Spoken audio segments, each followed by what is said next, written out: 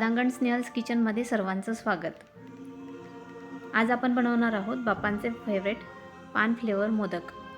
त्यासाठी सर्वात आधी मी 3-4 मीडियम साईजची पानं मिक्सरमध्ये कैचीच्या सहाय्याने कापून घेतली आहे। त्यानंतर आपण यात मीठ घालून घेतले। परत आता त्यामध्ये आपल्याला घालायचे क्रीम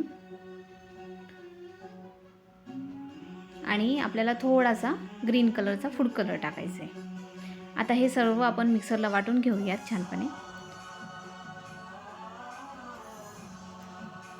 बघा आपण मिक्सरला सगळं वाटून घेतलेलं आहे। आता लगेचच आपण मोदकामध्ये भरायचं सारण तयार करून घेऊयात। यासाठी आपण घेतली आहे गोड सोप घेतली आहे, साधी सोप घेतली आहे, परत त्यामध्ये टूटी फ्रूटी घालून घेतली आहे, परत थोडे बदामाचे काप घेतलेले आहेत। आता काय करायचं आपल्याला याच्यामध्ये डेसिकेटेड कोकोनटचा 1 चमचा घालायचा आहे आणि त्यानंतर गुलकंद टाकायचे।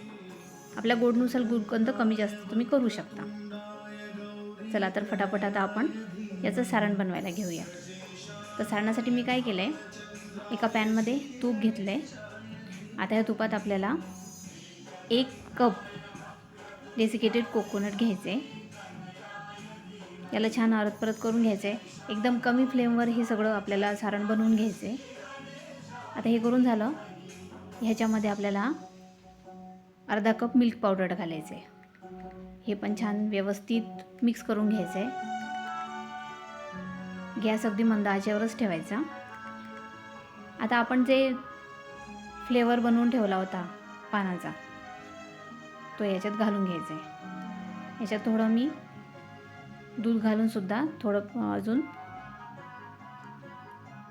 याला मऊ बनवून घेतलेलं आहे। बघा छानपैकी आता हे भाजून झालेलं आहे आपलं।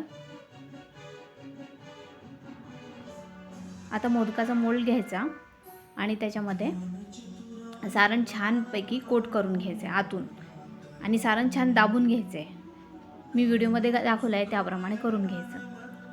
आता याच्या बरोबर मध्यभागी आपल्याला पान मसाला भरायचा आहे।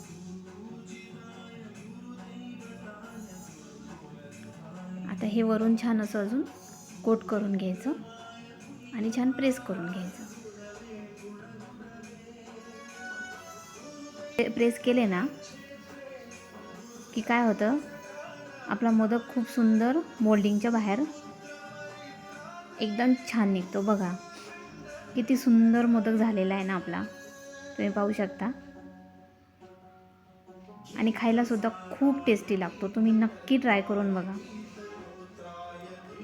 बघा किती छान मोदक झालेले आहेत। तर व्हिडिओ आवडला असेल तर नक्की लाईक करा आणि शेअर करा।